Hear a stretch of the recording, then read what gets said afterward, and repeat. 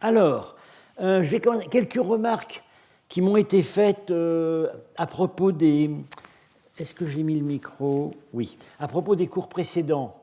La question du statut des orfèvres. Est-ce comme je vous ai dit, donc l'artiste ne signe jamais. Hein. Alors, et on indique que le poids. Donc, ce qui pourrait laisser penser que, en fait, le travail de l'orfèvre n'avait en réalité aucune importance pour la valeur de l'objet. Alors, Ancadane me signale que, à l'époque romaine, à l'époque de Néron, on sait par Pline, Histoire naturelle, chapitres 33 et 34, qui portent sur l'or et l'argent, que, à l'époque de Néron, l'orfèvre coûtait aussi cher que le métal. Et pourtant, l'orfèvre n'est jamais mentionné sur les objets précieux, et les seules indications qu'on a, c'est le poids. Voilà, donc ça pourrait remettre en cause l'idée que le prix du travail ne comptait pas dans le prix de l'objet. Ceci dit, ce n'est pas non plus incompatible avec l'idée que seul comptait le poids. On pourrait penser que le prix de l'orfèvre, ça relevait du choix et du caprice du commanditaire, qui était prêt à payer ce qu'il voulait, mais que pour la valeur d'échange de l'objet, or on sait par exemple que les plats d'or et d'argent pouvaient être mis en gage, ce qui comptait, c'était le poids. Voilà. Donc la question est ouverte.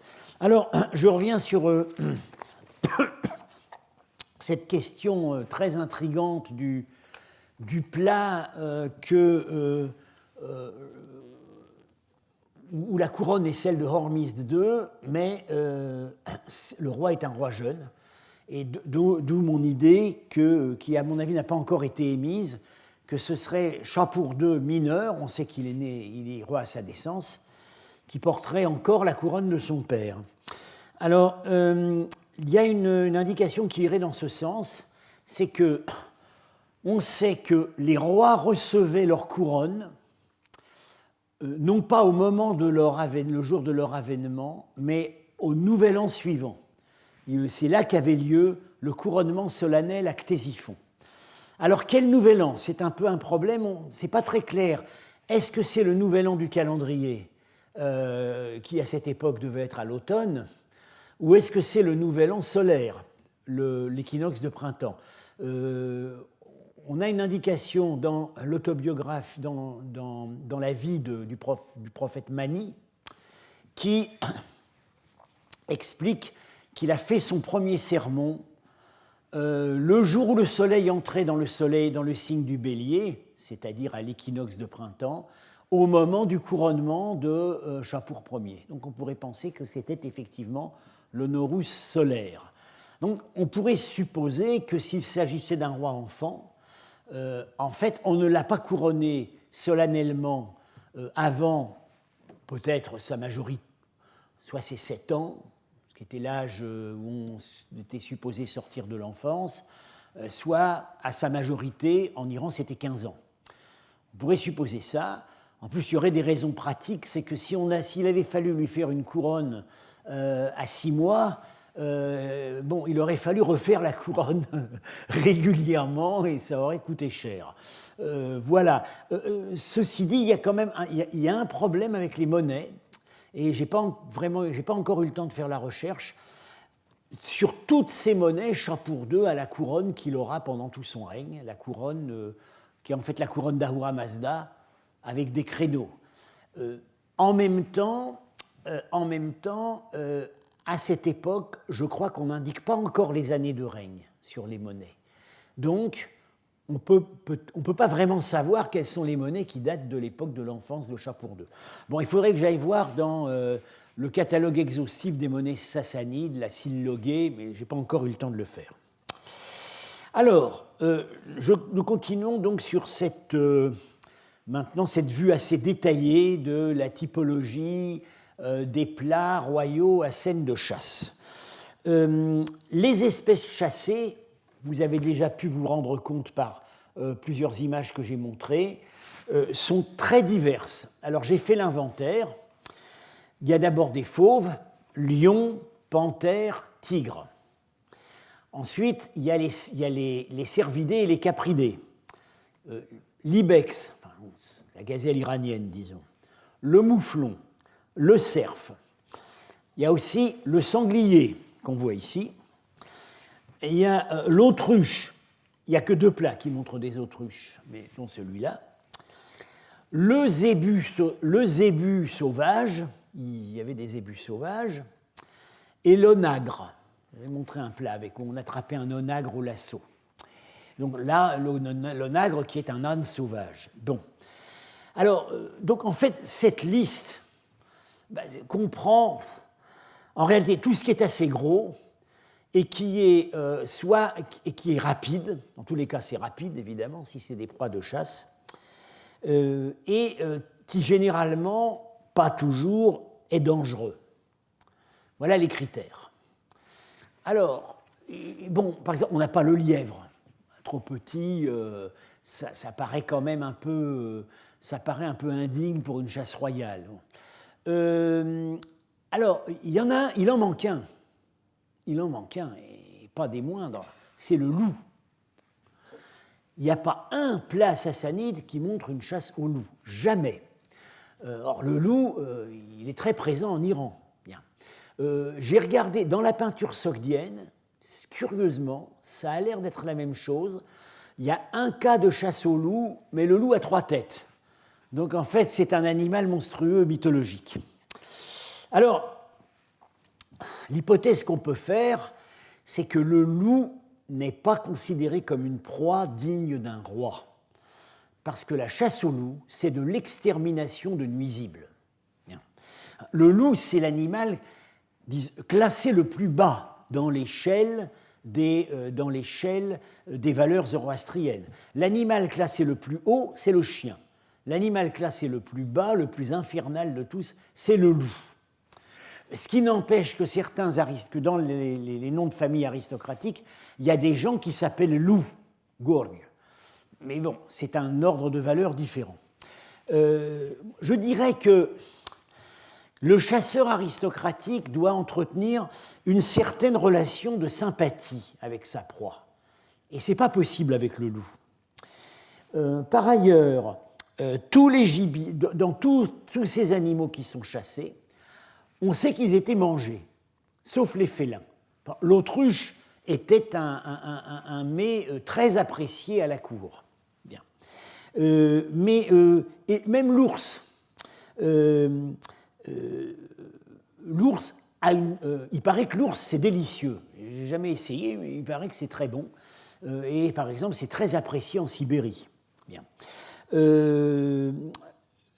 Et on a aussi... alors, dans cette idée qu'il doit exister une certaine relation de sympathie entre le chasseur et sa proie, on peut citer le témoignage d'un texte Pélévi, zoroastrien, la Rivoyat Pélévi, qui explique clairement qu'il s'agit du cas du mouflon.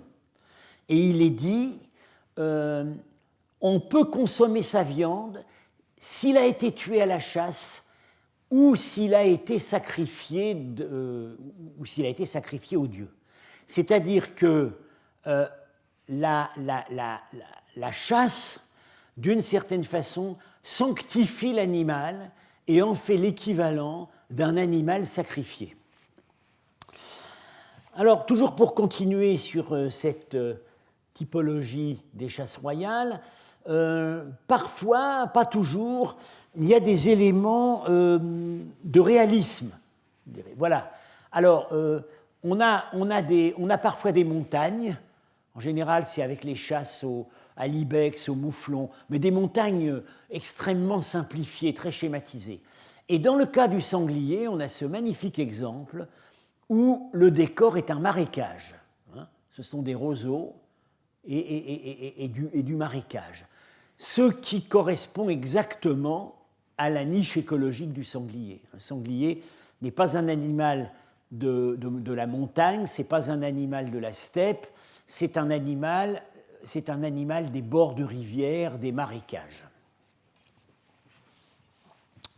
Dans le choix des espèces, il y a des cas où on voit qu'on a essayé aussi d'être réaliste. En Iran, le grand félin qui est chassé par le roi, c'est le lion.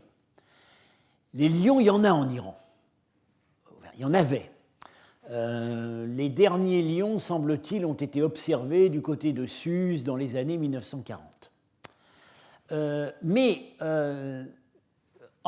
Dans les plats qui sont faits à l'Est, en Asie centrale, généralement pense-t-on ceux de cette école dite aux drapés ondulés, on a parfois des lions par, je dirais, tradition, mais parfois on voit des tigres. Et effectivement, le grand félin en Asie centrale, c'est pas le lion. On ne sait pas exactement quand le lion a disparu, mais disons, aux époques historiques, c'est vraiment le tigre. Le tigre, il habite dans les jungles qui sont au bord de la Moudaria, et il habite également dans les montagnes de l'Hindoukouche. Et par ailleurs, il y avait des tigres au bord de la Caspienne. Alors on a le tigre et aussi, magnifique exemple de réalisme, sur ce plat très probablement aussi exécuté à l'Est, bon, on a ici un sanglier, et ici l'animal qui bondit, ça n'est pas un lion, regardez, c'est absolument ça, c'est la panthère des neiges. Bars, c'est la panthère des neiges, tout à fait caractéristique des montagnes de l'Afghanistan.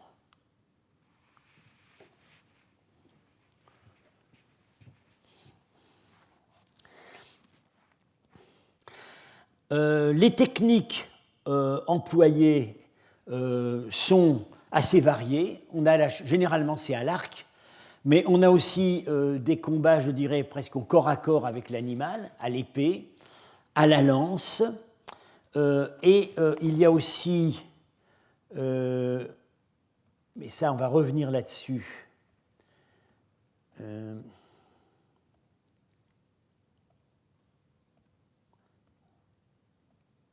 Est-ce que je l'ai mis là? Non, il va être dans le PowerPoint suivant. On a un cas, ou plutôt deux cas, de chasse au lionceau. C'est-à-dire que le roi exhibe... Ben oui, on l'a ici, en fait. Voilà, vous l'avez là.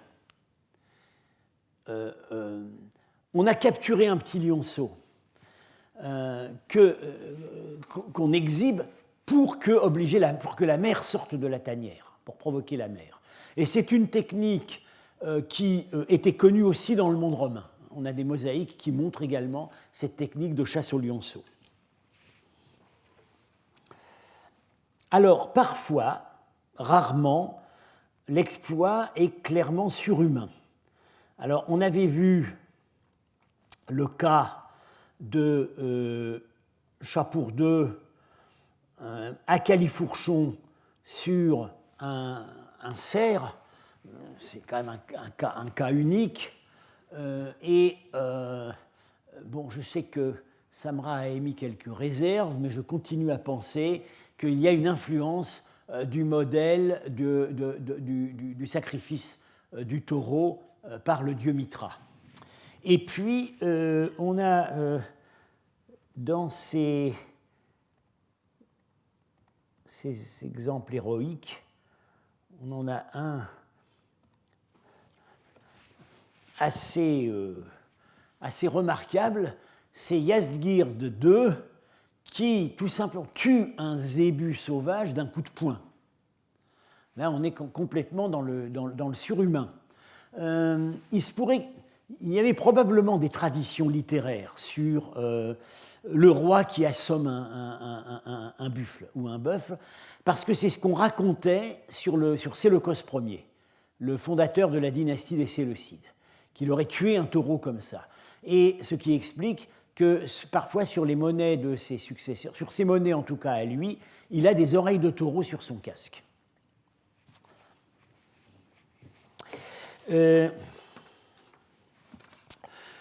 Voilà, donc nous venons de parcourir les caractéristiques des plats de chasse.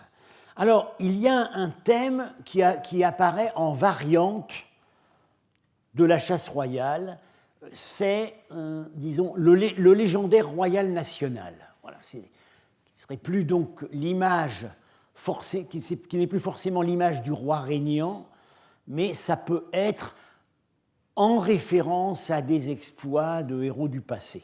Alors, on a déjà vu le cas de ce plat régional de l'Est avec un souverain qu'on n'identifie pas et qui visiblement réédite ici l'exploit de Rostam capturant son poulain Rarch. Mais surtout, ces thèmes héroïques, on a l'air de les trouver plutôt en association avec un souverain spécifique, qui est Bahram V. Bon, ce sont les Bahram connus dans la littérature surtout comme Bahram Ghor, qui n'a pas eu un règne très long, comme vous voyez, mais qui reste dans la tradition iranienne comme le preux, le modèle du bon chevalier et aussi le modèle de la joyeuse vie aristocratique. Bahram Ghor, alors il y a tout un problème sur ce nom qui lui est attribué. Dans Ferdowsi, et d'une manière générale, c'est comme ça qu'on comprend, c'est parce qu'il aimait chasser l'onagre, Ghor. Et puis, finalement, il est mort lors d'une chasse à l'onagre parce qu'en pourchassant la bête, il est tombé dans un fossé.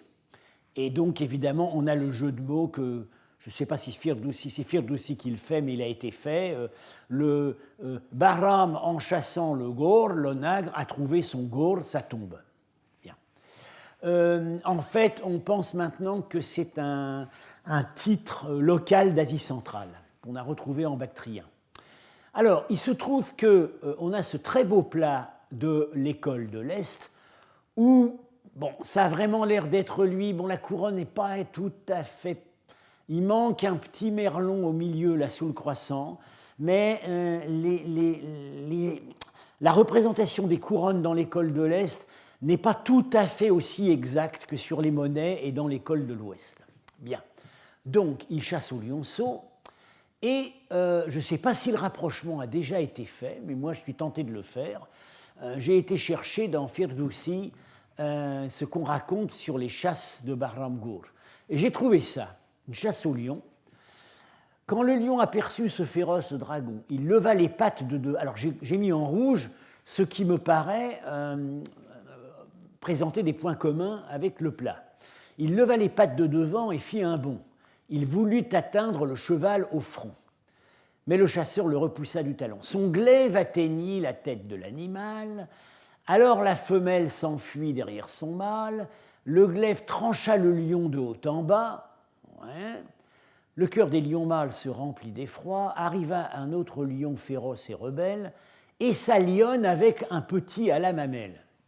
Le roi le frappa de son poignard au cou. La tête du lion roula au loin d'un seul coup. Or, ce que vous avez ici, c'est en déviance en fait sur l'image habituelle des deux animaux où très clairement ils sont absolument identiques, il y en a un qui est vivant et l'autre qui est mort. Ici, ça n'est pas le même animal, c'est un couple. Parce que la femelle, ici c'est la femelle, qui évidemment va essayer de défendre son petit, et la femelle a des mamelles apparentes. Donc elle a le petit à la mamelle, elle est en train de l'allaiter. Moi, je suis quand même très frappé par la similitude entre l'image qui est bien une image de Bahram Ghor et ce passage. Alors, la situation en fait se complique un tout petit peu parce qu'il y a ça, voilà, sur lequel je suis tombé il y a 2 jours. Voilà, à Messainak, fouille donc en Afghanistan, près de Kaboul. C'est un grand centre, c'est une grande ville minière qui était sur des mines de cuivre, qui dépendait du royaume de Kaboul. on a trouvé plusieurs plats sassanides, ou plutôt des plats, des imitations locales. Ce qui laisse quand même à penser que ces objets circulaient beaucoup. Et en voilà un, malheureusement, on n'a pas la photo, on n'a que le dessin. On retrouve le même thème, la lionne, alors là, encore plus, les mamelles encore plus nettes, le lion, là il se trouve qu'on a à nouveau la convention de l'animal mort, le lionceau. Mais le roi n'est pas Bahramgour. Cette couronne n'est pas particulièrement caractéristique. C'est en fait une espèce de non-couronne, puisqu'il n'y a pas d'autre ornement qu'une calotte. Donc c'est une imitation locale, peut-être pour un souverain local.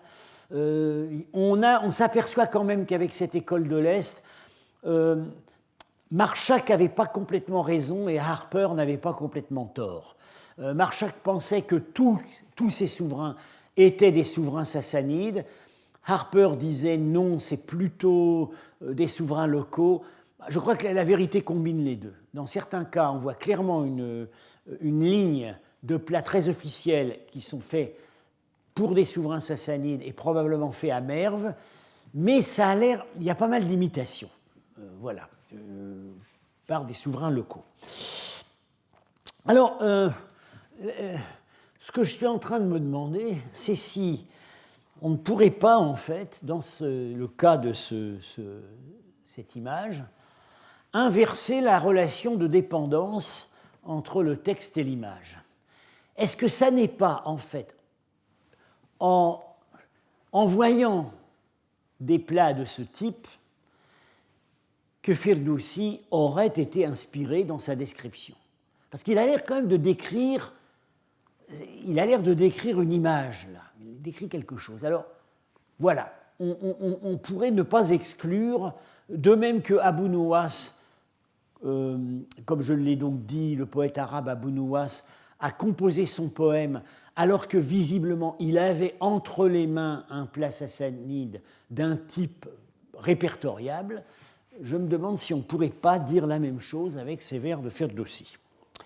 Alors, Bahramgour, donc, on l'a vu, c'est un grand chasseur de lions, mais évidemment, l'exploit qui l'a immortalisé dans le livre des rois et dans toute la tradition iranienne ultérieure, c'est sa chasse à la gazelle. Alors, vous connaissez tous l'histoire, il chasse avec une favorite musicienne, ici l'instrument n'est pas représenté, Azadeh, et il chasse au chameau. Alors, très important qu'il chasse au chameau. C'est le seul roi sassanide, je crois, qui est représenté chassant au chameau, et c'est parce que dans sa jeunesse, il était à moitié exilé par son père, il n'était pas désigné comme l'héritier du trône, et on l'a envoyé en fait se faire éduquer chez les Arabes. Et donc là, il a appris la monte du chameau. Et alors sa concubine Azadeh, qui est très taquine, lui lance des défis.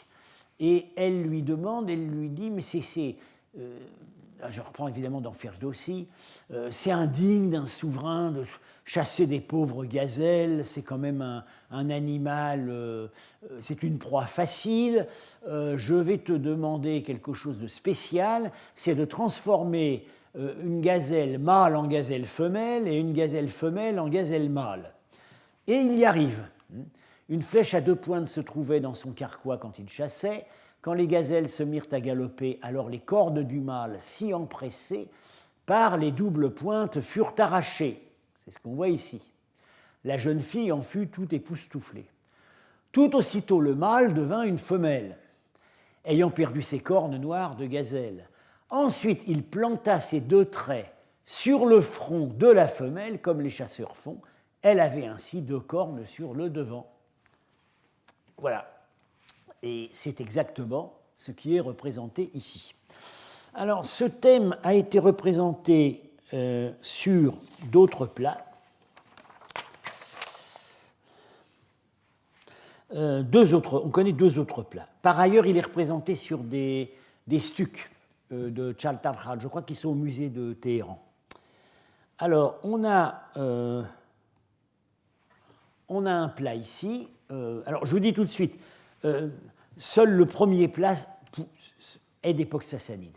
Là, ce sont probablement des imitations, des plats postérieurs. Alors, voilà le même thème exactement. Et alors, je vais revenir tout de suite sur le détail de la couronne qui est intéressant. Et on a encore un autre plat, également à l'Ermitage, post-sassanide. Je m'excuse, là, l'image n'est pas très bonne. Et là, la couronne, c'est la couronne à 2 merlons et un croissant.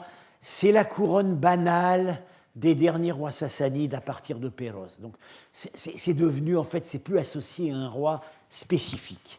Mais alors voilà, ce qui est curieux, c'est que sur le plat qui est certainement d'époque sassanide, typologiquement, par les traits stylistiques, ça a l'air d'être fin 5e, début 6e siècle. Il n'a pas une couronne du tout caractéristique d'un roi sassanide. Il n'a pas la couronne de Bahram V. Et par contre, ici, sur le plat post-sassanide, il a la couronne de Bahram V, avec les 3 merlons. Oui, mais c'est seulement cette image-là qui est authentique. Et pourquoi? Parce qu'il n'est pas encore roi, il est prince héritier. Donc, quand on a fait ce plat, on savait que, comme prince héritier, il n'avait pas encore eu sa couronne de roi. Et on a fait attention de ne pas lui mettre une couronne de roi. Et puis plus tard, on ne connaissait plus ses subtilités, on savait que l'exploit était associé à Bahram V, on savait quel type de couronne avait Bahram V, et on la lui a mise.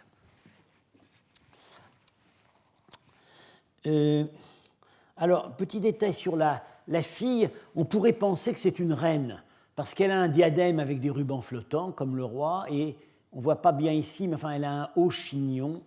Les reines sont représentées comme ça, mais on sait par d'autres exemples, des sceaux, que les concubines royales ont aussi des pseudo-couronnes. La couronne ne signifie pas forcément la condition royale chez les femmes.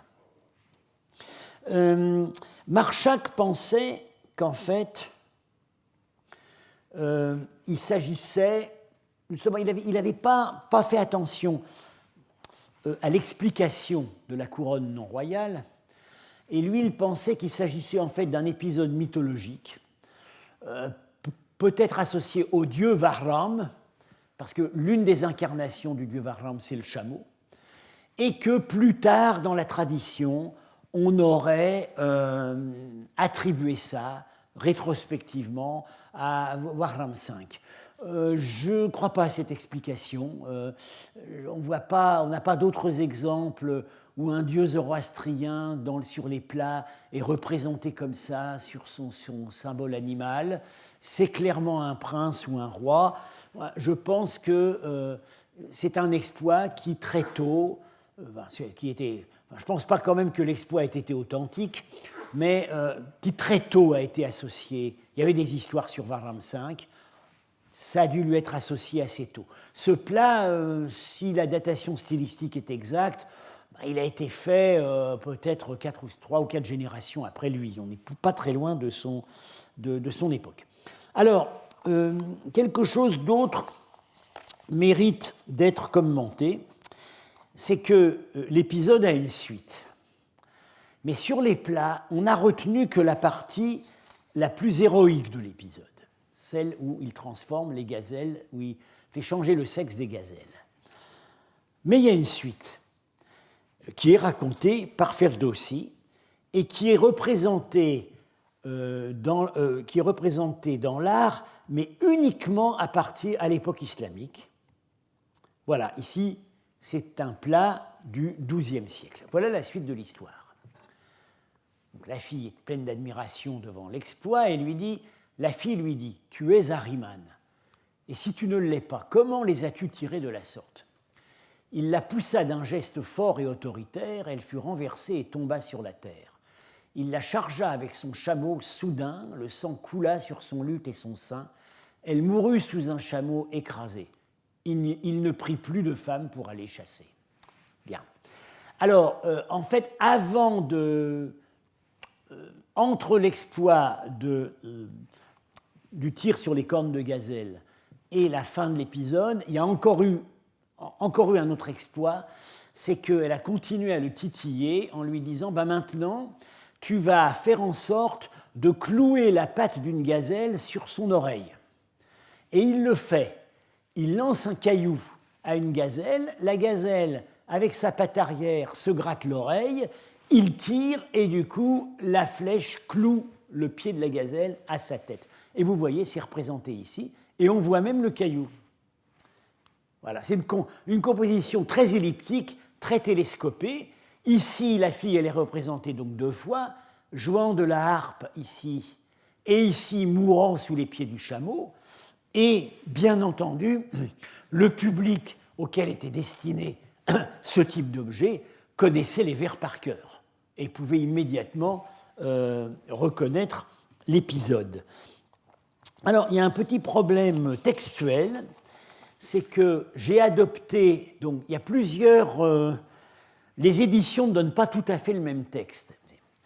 Et dans une des versions, et je ne sais pas si c'est la version qui est dans l'édition de référence de Motlach, il faudrait vérifier.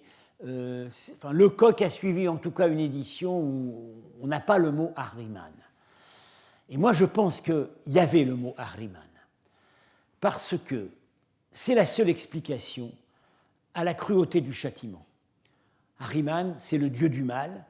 Appeler le roi du nom d'Ahriman, c'est le crime de lèse-majesté suprême. Alors, ça n'excuse certes pas le comportement de Bahram, mais ça permet quand même de le comprendre. Voilà. Donc, je pense qu'il y avait effectivement ça dans le texte. Alors, cet épisode, on sait que cet épisode était très populaire à l'époque donc sassanide et aussi post-sassanide, pas seulement sur les plats, mais je l'ai dit, donc on l'a sur des stucs. Et puis on a donc un passage du géographe arabe Ibn al-Faqih du Xe siècle qui parle de Bahramgour et qui dit « Sur les images que font les Perses sur leurs vases, leurs tissus et leurs tapis, il est toujours figuré à dos de chameau. En fait, on a d'autres images de Bahramgour à la chasse, notamment, comme on l'a vu, à la chasse au lion. Mais le seul épisode dont on a voulu se souvenir à l'époque islamique, c'est cet épisode de la chasse à la gazelle, qui évidemment était le plus pittoresque.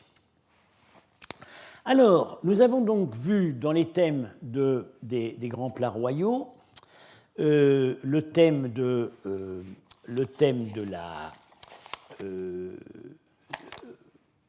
la chasse, le thème de la chasse lié à des récits héroïques sur les rois. Il y a un dernier thème qui est le thème du roi trônant. Alors je vous dis tout de suite, c'est rare et c'est tardif. En fait, dans les plats, disons, véritablement d'époque sassanide, on peut dire qu'on en a 2 qui montrent ce thème. Alors, l'un de ces plats, c'est le plat dit de Strelka. Il est à l'Ermitage, c'est l'endroit où on l'a trouvé, qui, en fait, est une combinaison du thème du roi trônant et du roi chassant. Bon, il y a, je vous dis tout de suite qu'il y a un problème de date. En tout cas, ce plat appartient à l'école de la cour, hein, l'école des doubles lignes, vous voyez ici. Mais à ma connaissance, c'est le premier où est abandonnée la technique des inserts, les pièces qu'on fabriquait séparément et qu'on insérait dans la coque. Là, c'est entièrement au martelage et au ciselage. Il semblerait quand même qu'il y a là assez nettement un modèle romain. Je vous l'avais d'ailleurs déjà montré. C'est le fameux plat de Théodose, donc vers 389. Donc, dans tous les cas de figure, c'est au moins un siècle antérieur au plat que nous discutons. L'empereur Théodose, avec deux jeunes empereurs, qui sont, enfin, l'un son fils, l'autre un autre, le fils d'un prédécesseur, ce sont donc ses héritiers. La composition est la même, puisqu'en dessous, il y a un autre registre, mais qui là représente une divinité, je pense que c'est une divinité fluviale, au repos, avec des angelots. Et là, le roi trônant. Et si vous comparez avec l'autre, vous voyez que le schéma de la composition est le même. Il y a probablement eu un effet d'influence.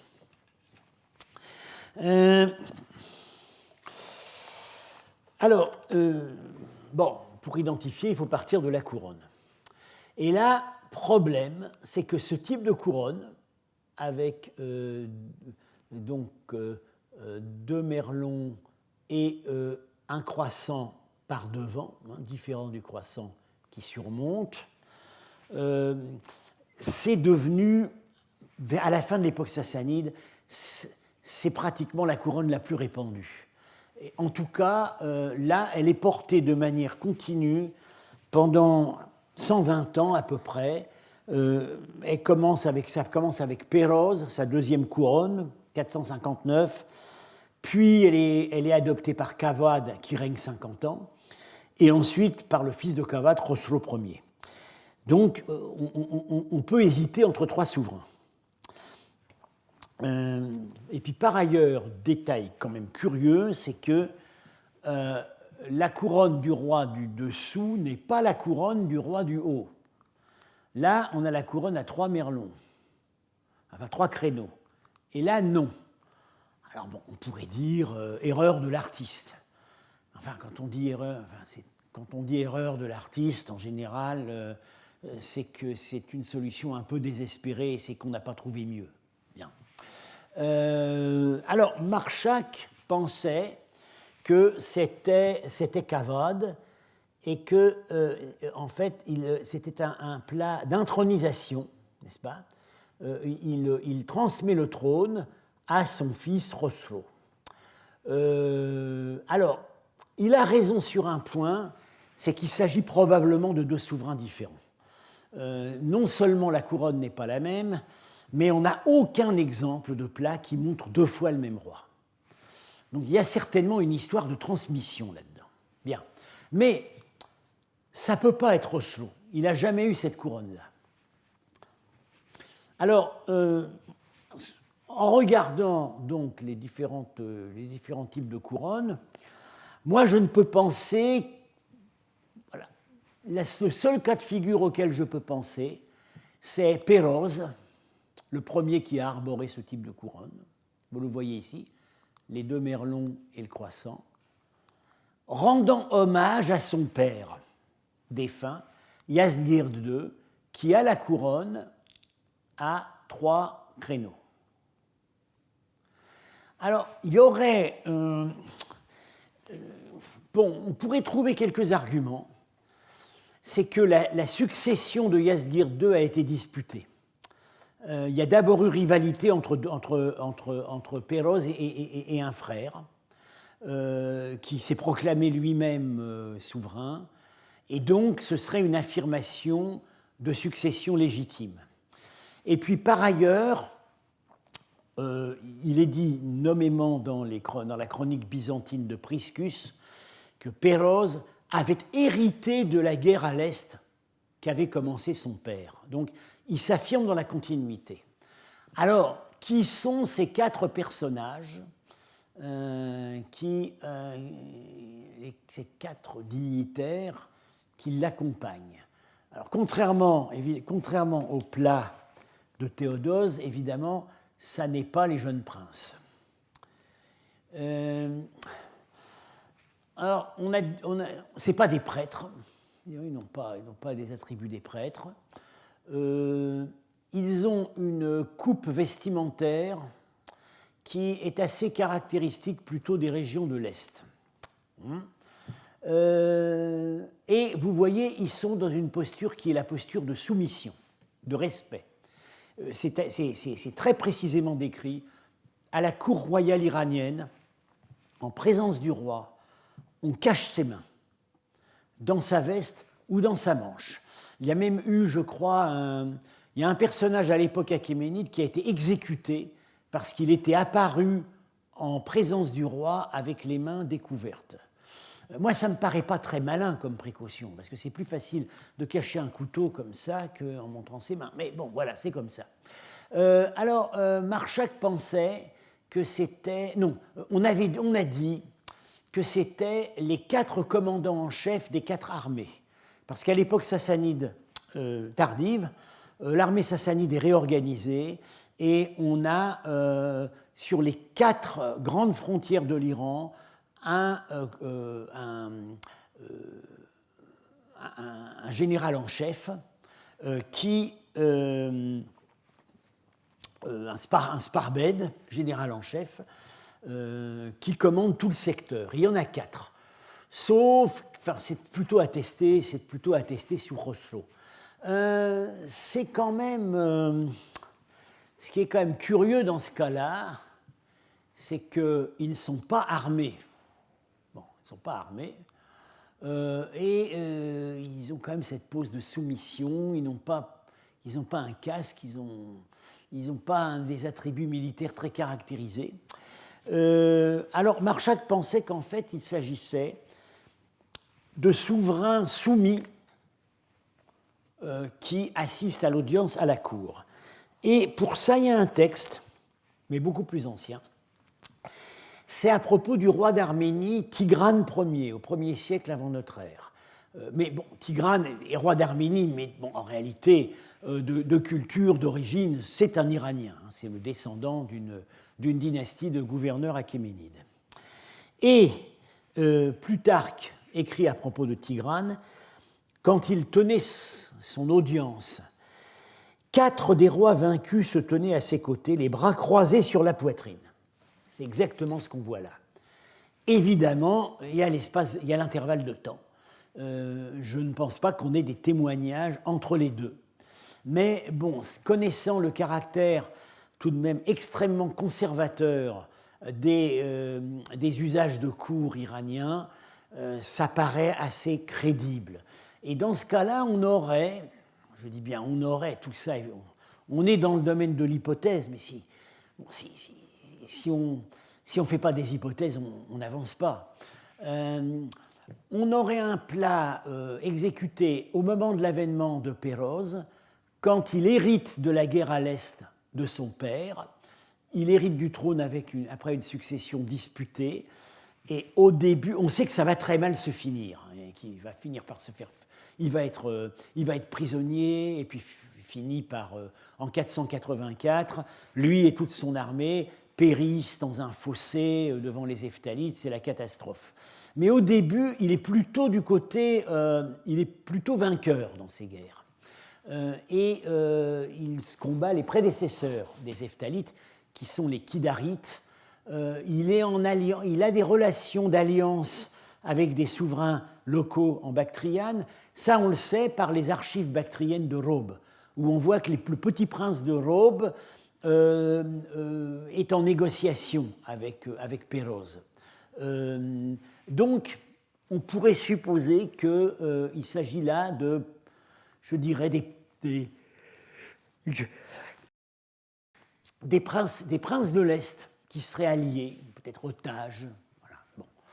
On ne peut pas aller plus loin pour le moment. Il y a aussi la question du trône, qu'on va retrouver avec le plat suivant.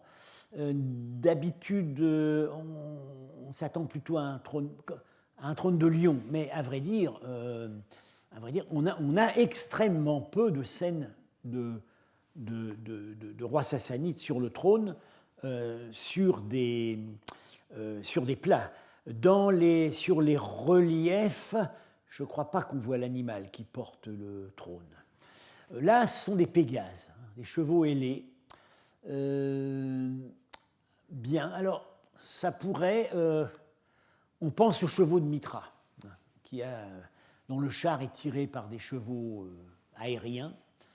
je crois même qu'ils sont décrits comme ailés dans le Miriachte. Si c'est Mitra, ça pourrait être ça pourrait être la fête des Miragones. Les rois d'Iran apparaissaient à leur peuple, disons, voilà, les grandes audiences où étaient représentées toutes les catégories sociales, ils apparaissaient à 2 occasions dans l'année. Le Nowruz, le Nouvel An, et 6 mois après, les Miragones, la fête de Mitra. Ça pourrait peut-être être l'audience des Miragones. Question qui va se poser à propos du plat, ou plutôt de la coupe suivante, qui, elle, alors, a fait couler encore plus d'encre. C'est évidemment la grande coupe en or et incrustation polychrome, qui est aujourd'hui un trésor du cabinet des médailles à Paris, qui d'ailleurs, je crois, ne l'expose pas, ne l'expose plus, puisque le cabinet des médailles est en restructuration et je crois qu'il va y avoir une petite sélection d'objets qui finira par être réexposée sur le site Richelieu. Actuellement, tout ça, je crois, est en caisse sur le site de la Grande Bibliothèque. Et l'accès pour les chercheurs n'est pas forcément très facile.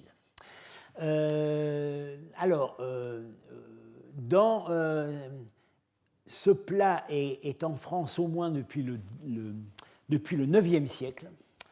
Je reviendrai là-dessus. Dans les inventaires, il était dans le trésor de l'abbaye de Saint-Denis, où il est connu comme la tasse de Salomon, parce qu'on pensait que c'était Salomon. Bien. En fait, on dit depuis la coupe de Khosroès, c'est-à-dire Khosro Ier, Khosro II, les 2 grands rois de la fin. On va voir que ça ne s'impose pas absolument. Mais avant d'en venir à cet objet, il faut tout de même se poser la question de la très grande rareté des plats, de la vaisselle en or massif qui nous est parvenue de l'époque sassanide. Presque tout ce qu'on a est en argent. On a un exemple de bol en or massif très lourd, qui a été trouvé dans le trésor de Périchépino en Ukraine. Alors, c'est toute une histoire. En fait, c'est dans la tombe d'un des premiers khans du peuple des Bulgares qui a été enterré après 650. On sait que c'est lui parce qu'il avait reçu un anneau à son nom des Byzantins et l'anneau est dans sa tombe. C'est aujourd'hui à l'Ermitage, 4 photos du même objet. Là, je dirais, c'est de l'or royal ou plutôt de l'or de temple. Pourquoi est-ce que je dis ça? Parce que on dit, je n'ai pas retrouvé vraiment la source, je pense que c'est peut-être Al-Biruni. Il existe 3 catégories d'or en Iran. L'or rouge, c'est l'or réservé aux dieux. L'or jaune, c'est l'or réservé aux rois. Et l'or blanc, c'est l'or réservé aux nobles. Et vous voyez ici, c'est de l'or rouge. Bien. Donc, a priori, on pourrait penser à un trésor de temple. Et l'hypothèse a été faite, puisque ce qui est parvenu dans le trésor du Khan des Bulgares, c'est probablement en partie le résultat des pillages de l'empereur byzantin Héraclius dans l'Empire sassanide au moment de sa grande campagne victorieuse à la fin du règne de Khosro II, 624-626. Et on sait que Héraclius a pillé plusieurs sites. Je vais revenir là-dessus à propos d'un autre objet.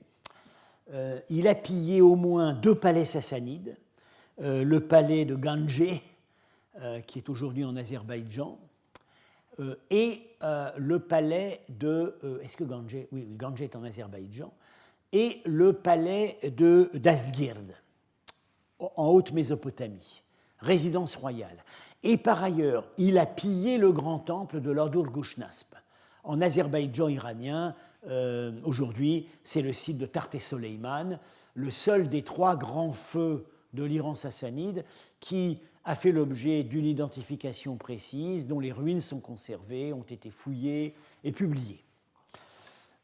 Donc, il serait assez logique que ça vienne d'un trésor royal sassanide et peut-être même du trésor du temple de Lordur-Gushnasp. Et c'est arrivé dans ses armées. Héraclius avait comme alliés des Turcs d'Asie centrale.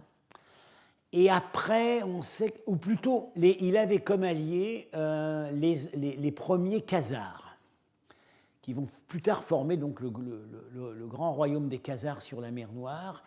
Et les Khazars eux-mêmes se sont retrouvés en rapport d'alliance ou de conflit avec les premiers Bulgares. Et donc on peut supposer, c'est certainement ça, que c'est comme ça que cet objet a fini dans la tombe du khan bulgare Kubrat.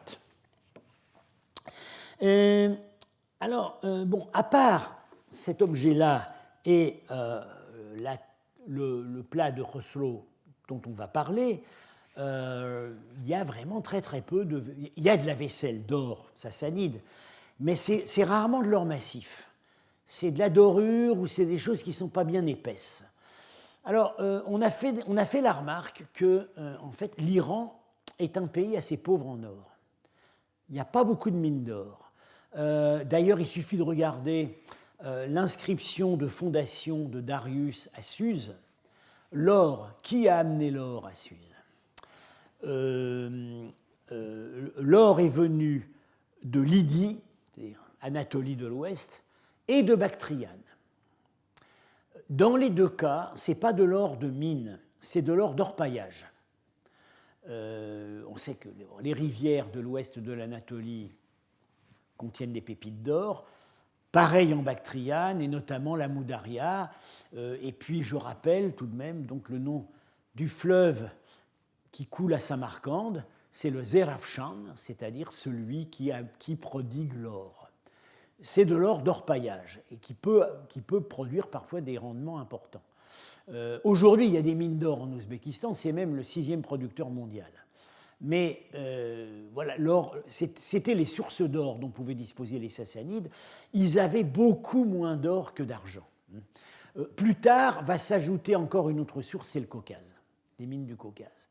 Mais pas énormément d'or en Iran, et d'ailleurs, la monnaie d'or en Iran ne joue pas un rôle très important, au moins après l'époque achéménide, puisque à l'époque sassanide, il y a des monnaies d'or, mais il n'y en a pas beaucoup, il y en a apparemment pour chaque souverain, et c'est plutôt des monnaies, des médailles qui sont frappées au moment de l'avènement. Ça ne fait pas véritablement partie de la circulation monétaire. Contrairement à la monnaie d'or romaine, qui sert aux besoins du commerce, et contrairement à la monnaie d'or centra-asiatique, où là, il y a toujours eu beaucoup de monnaie d'or. Alors, bon, évidemment, on peut aussi penser à trouver d'autres arguments. Ces plats en or, peut-être étaient-ils, après la conquête arabe, plus souvent refondus que les plats en argent, parce qu'évidemment, le profit qu'on tire de la refonte de l'or est bien supérieur au profit qu'on tire de la refonte de l'argent. Voilà ce qu'on peut... Enfin, en tout cas, ce plat, bon, il est en or massif, et c'est pas rien le poids. C'est, d'après l'inscription qui donne le poids, ça correspond à 1,7 kg d'or quand même. 1,7 kg. Et ça ne compte pas le poids des incrustations. Alors, cette coupe, bon, c'est un objet donc royal et qui n'a jamais cessé d'être royal, puisque la tradition, qui semblerait crédible, c'est que c'est un cadeau du calife Haroun al-Rachid à Charlemagne. Haroun al-Rachid a offert à Charlemagne un éléphant, on le sait, et il aurait offert cet objet. En tout cas, ce qui est sûr, c'est qu'on le trouve dans le trésor de Saint-Denis sous le petit-fils de Charlemagne, Charles le Chauve, qui, à sa mort, le lègue au trésor de Saint-Denis. Et on sait qu'il est, il est dans le trésor sous Charles le Chauve par un témoignage indirect, c'est que Charles le Chauve a fait commander une coupe en pierre précieuse, et la bordure de cette coupe est une imitation de la bordure de celle-là. Donc l'objet est en France déjà au IXe siècle. Donc c'est un objet royal qui n'a jamais cessé d'être royal. Alors, qui dit roi dit couronne. Quel roi? Ça pose le même problème que le plat précédent, puisque c'est la même couronne. C'est cette fameuse couronne qui a été adoptée pendant 3 générations et pendant 120 ans. La dernière étude en date, c'est dans la revue numismatique par Madame Villers-Petit, la coupe d'orfèvrerie sassanide au cabinet des médailles, nouvelle attribution. C'est quelqu'un qui travaille au cabinet des médailles, et c'est paru dans la revue numismatique 2014. Cet article a fait l'objet d'un compte-rendu assez critique par Rika Gizelen, mais surtout parce que Madame Villers-Petit ne s'intéresse pas aux inscriptions, on va voir ce qu'on peut dire des inscriptions, et ne tient pas compte du fait que la façon dont les couronnes sont représentées sur les plats n'est pas tout à fait aussi fidèle que sur les monnaies. Je pense quand même qu'elle a une assez bonne argumentation. Elle montre que, disons, si on va chercher du côté de nuances, de style, etc., le fait qu'il n'y a qu'une bande de perles alors que sur d'autres couronnes il y en a 2, le candidat le plus vraisemblable pourrait être Cavade Ier, voilà, le père de Rousseau. Celui donc qui, du coup, non, ce n'est pas celui qui a fait le plat précédent, c'est son fils. Voilà une monnaie d'or frappée au moment de l'avènement de Cavade Ier. Ouais, la couronne est représentée exactement de la même manière. Sous les règnes ultérieurs, il y a des différences stylistiques. La calotte a tendance à monter. Enfin, il y a des petites subtilités. Bien. Une autre indication, mais alors là, beaucoup plus hypothétique, c'est le style polychrome. On n'a pas ça dans la vaisselle sassanide. Ça a l'air vraiment, on dit, un style barbare. Voilà, ça fait vraiment penser aux Goths, aux Mérovingiens et au peuple, disons, aux Huns, qui appréciaient beaucoup ce genre de... avant les Huns, les Sarmates. Typique, on dit, typique nouveau riche de la steppe. Bien. Là, en l'occurrence, les incrustations, je crois que donc le blanc, c'est du cristal de roche. Le rouge, est-ce que c'est de la pâte de verre? Je crois que c'est du rubis, enfin du grenat. Du grenat, c'est-à-dire ce qu'on appelle le rubis du Badarchan, qui est un peu un ersatz du rubis de Ceylan et qui est moins cher.